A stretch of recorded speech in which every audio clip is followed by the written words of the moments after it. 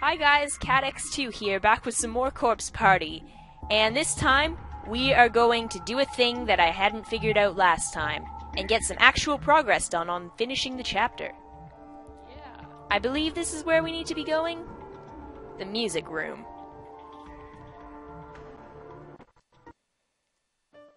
There's like a desk here or something. One of them. Check all of the desks. That piano music is creepy. You? This one? It's easy to get stuck here. Yes, lift this thing, please. Herng.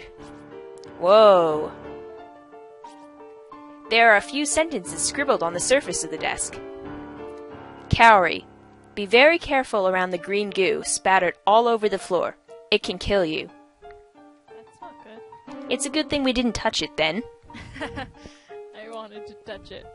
I ran into a spiritualist here, who left behind a pair of shoes blessed with holy water. If one person wears them, and all in attendance join hands, then, and only then, is it safe to traverse the accursed green goo.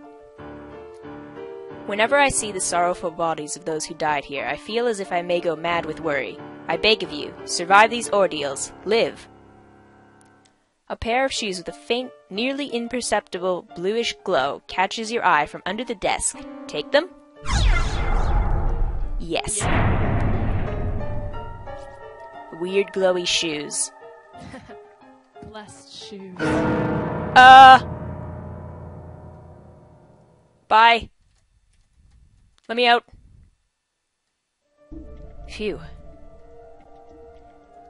You don't hear the sound, so I'll just tell you there was a loud piano noise. That's not good. No. But it looks like the pianist, or sounds like, just started playing again, so... Let's get out of here. Fast. Run. Wasn't the green goo up here? No, it wasn't. No. It's on another floor then. Let's go find wasn't it. On another level? Yeah. Gonna have to find it now. Where the heck was it?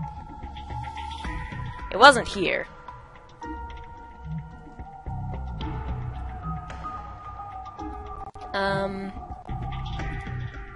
Up this way.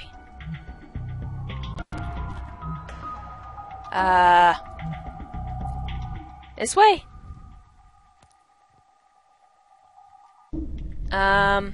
Try in here? It's pretty easy to get lost in this place. So many rooms. This room. Nope. It wasn't this one. Or was it? Might have been over this way.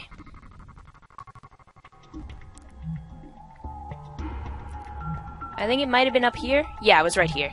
Yeah, here it is. Now we can walk through it. What's this? Hey. Something sparkling on the ground. Pick it up? Yes. Yeah. That audio lag, though. Acquired Crystal of Unsealing.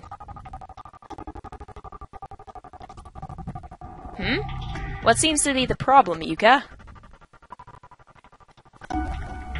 I really have to go to the bathroom. Oh? Don't tell me you've been holding it in all this time, have you? Uh-huh. Oh. My. Well, we'd best find you a place to relieve yourself then. Though I seem to recall our options being rather limited. You think? What's in here? Permanent records. The door is affixed to the wall like a decoration. It won't open. Well, I pretty much expected that. Let's try back this way.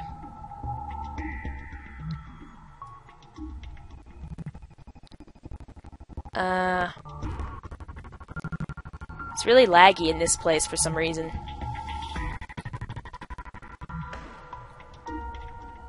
You? Well, there goes the crystal. Oh. The crystal of unsealing shattered. But the door is unsealed. This is a bathroom, isn't it? Yes! Finally a bathroom! The protective charms attached to the door have completely vanished. It's now opening with no difficulty whatsoever. Please be a bathroom. Seems usable now. Will you be all right by yourself? Uh-huh. I'll be okay. Get to it then. I'll be waiting right here for you. Thanks. What? But isn't that what happened last time and things went bad? Gasp, pant, pant.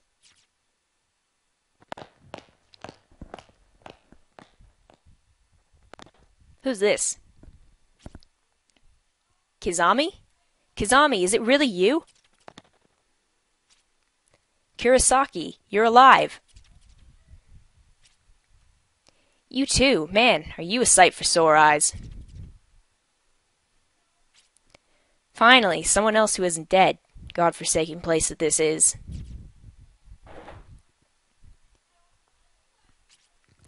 I was at my wit's end just now, let me tell you. Outside of this school, there's nothing but trees as far as the eye can see.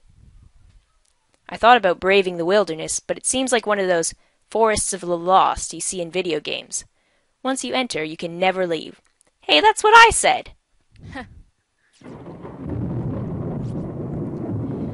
So what the heck is this place at? Anyway, dang it all. There are actual honest-to-goodness ghosts in here, you know?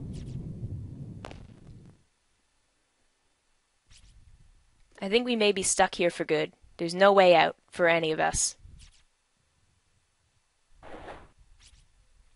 Did you see? Mitsuki, in the next room. She's dead. Yeah, I saw. I just don't know how to handle this. I feel like there's a certain number of dead bodies a person's expected to see within his lifetime. And I swear, in the last hour alone, I think I've far surpassed my quota. Just yesterday, Mitsuki dumped her boyfriend after finding out he was cheating on her with 3 other women. She's been really down about it all morning. So I sent her the stupid text messages during class to cheer her up. She seemed mad about it during study hall. But then she sent me a thank you message the very next period. I think I was actually able to lift her spirits a little. Now, though, she's gone, killed by actual spirits. I guess it was those children. What? What? Huh? Oh? Kizami, what are you doing?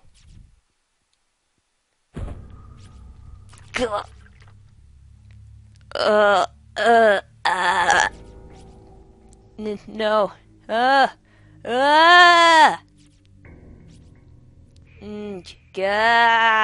This is the first person that has actually showed signs of murder on them. Yeah. I was not expecting that.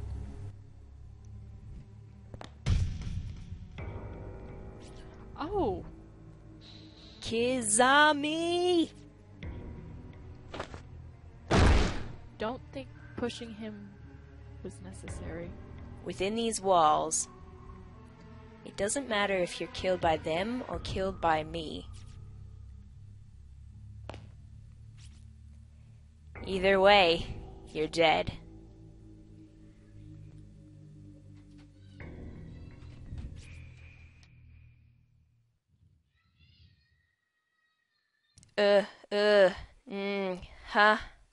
Where? Oh yeah, Satoshi. What happened to him? I don't know.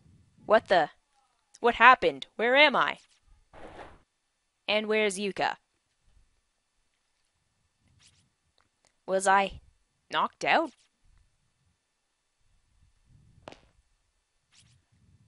Yuka! Yuka, are you there? Who? Someone named Kain Hagiwara. Okay. There's a note here. Inventory of incoming students. 21 boys, 10 girls, 13 boys, blah blah, unimportant. Closure date. Okay. Is this the staff room? Maybe. It looks like a staff room. This is definitely a staff room. Oh, that's you. What's this? There's a blood-stained cassette on the floor. It seems to be from a digital video camera. Pick it up? Yes. Yes. Acquired mini DV tape. The label reads, Kibiki Research Data 1. Or Data. 2005, 11, 19. It's old. That might have been when the game came out, though. Right. Strange but true. Stories of the occult. Chasing down the hidden past of the cursed school building. It really exists. By Ko Kibiki. Give it a look. I kind of want to read it. Let's read it.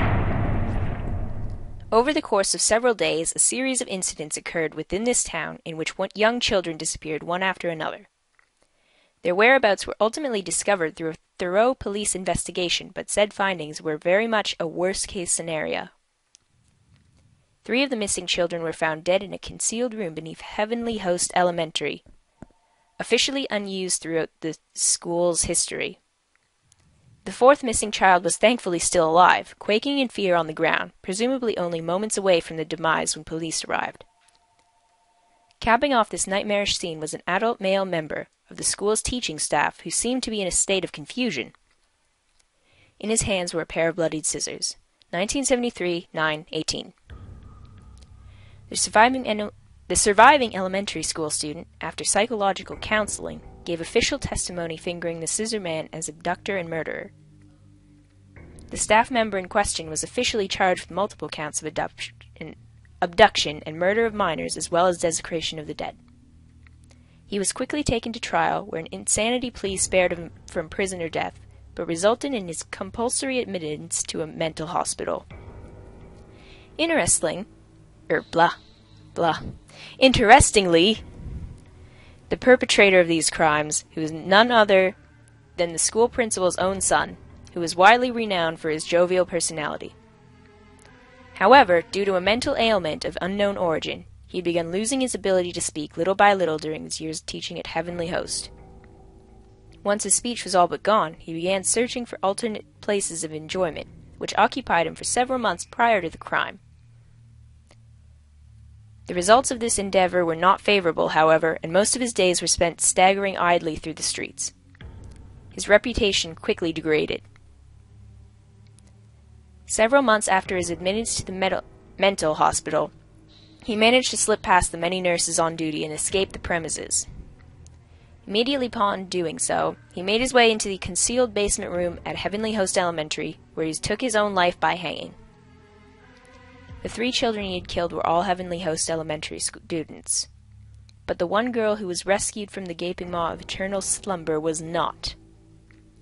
Following her close call, she and her family moved to another prefecture, far from the memories that no doubt would have otherwise haunted them forever. Sadly, this was only the beginning of the misfortune that would hereafter plague the school, which had already earned itself many an unsettling rumor. Over the next few years, Heavenly Host would become a stage for countless incidents of rape, molestation, and suicide. With student registration and attendance dwindling at an alarming rate in response to these crimes, the school was eventually shut down. 1975, 11, 18. The 60-year-old principal at the time had become infamous as an eccentric who adorned his walls, doors, and furniture with incomprehensible graffiti. Even later, forensic analysis of the writings throughout his office could make little sense of his haphazardly scribbled enumerations. And the day after the school's closure date was finalized, this aged eccentric threw himself from its roof. He broke his neck on impact, dying instantly. As you can clearly discern, the sordid history of the school is indeed awful, but there may be more to it than merely a series of unfortunate incidents. A power greater than any of us can comprehend may be acting as puppeteer from the shadows, maintaining an actual, tangible curse upon this property. And the key to it all lies with the sole survivor, the girl who bore witness to the brutal murders and mutilations of 3 children no older than she. The girl in the red dress, the one who got away. My investigation into the supernatural side of this horrific massacre is only just beginning. Rest assured, I intend to make this a regular feature. I've begun gathering data for a follow-up report, so stay tuned. The next issue promises to uncover more details in this morbidly fascinating story. According to this article, 1 girl survived the murders, but if this photograph is correct, then it's the same girl in the red dress we saw earlier. Why would someone who wasn't killed here be haunting the school? That is a good question, Satoshi, and that was a very, very long note. And I'm surprised it could fit on that thing. Must be double-sided paper.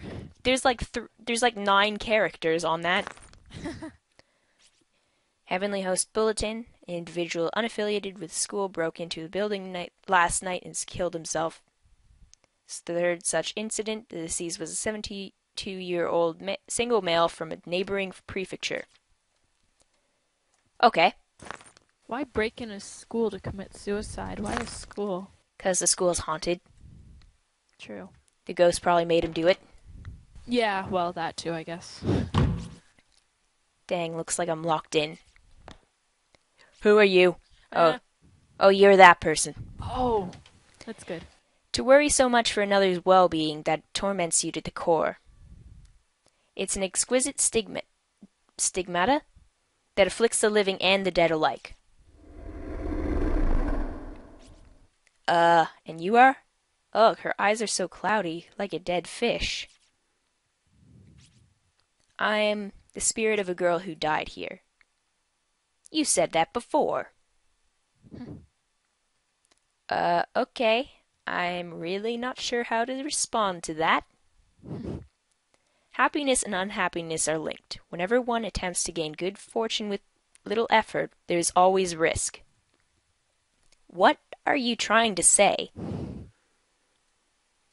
You and your friends have become trapped in this school because you performed the Sachiko Ever After charm and messed it up. Sachiko? You mean that paper doll thing we all did? How did we mess it up? One of you chanted the phrase too many times or too few. The number of participants determines the number of repetitions that must be spoken. And somebody goofed.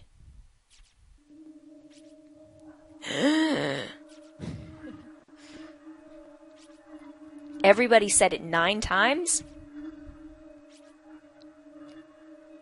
Sachiko, we beg of you. 9 times. You have to say it 1 time for every person present. No more, no less, or the charm will fail. I'm pretty sure it wasn't me. I remember saying it 9 times. So did someone else mess up? And is that why? No. No, I'm not going to start placing blame. This wasn't anyone's fault. It may have been on purpose. One of your friends probably thought the whole thing was silly and just didn't even bother to count. Or maybe a misguided member of your group didn't want the fun to end and knowingly flubbed the charm in a vain attempt at prompting a do-over. No! Even if it wasn't on purpose, some of your friends have a tendency not to take things very seriously, no? It's not inconceivable that they'd mess up. And just say, oh well, it's not like I'll ever be found out. Without even realizing that their actions would ultimately damn you all. No one's owned up to it, right? Not a single one of your friends has said to you, I screwed up, I'm so very sorry. Shut the heck up already. My apologies. I've proposed far too many likely scenarios, it seems. Perhaps it's the nature of my job. I have long since abandoned my writings, after all.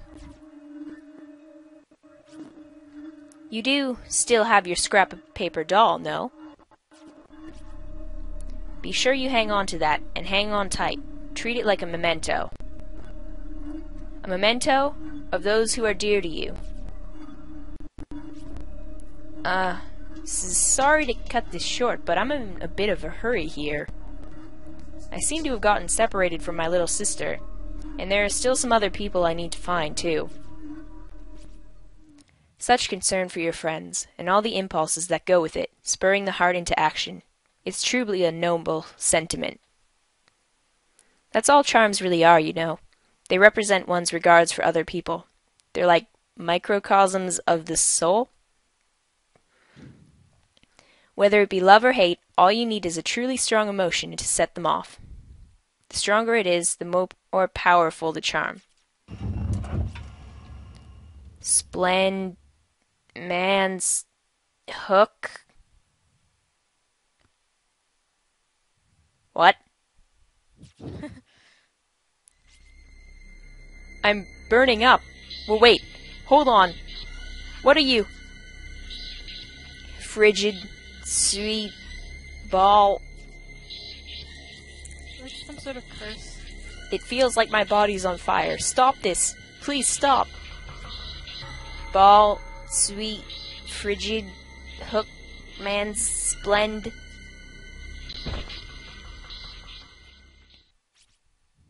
We will not allow anyone to stand in our way. Those who do will suffer without mercy. Now go. Go to the one who occupies your thoughts. Though you probably won't make it in time. That's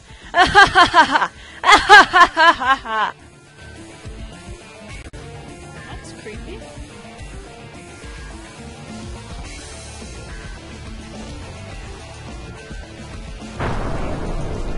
Continued in Chapter 4.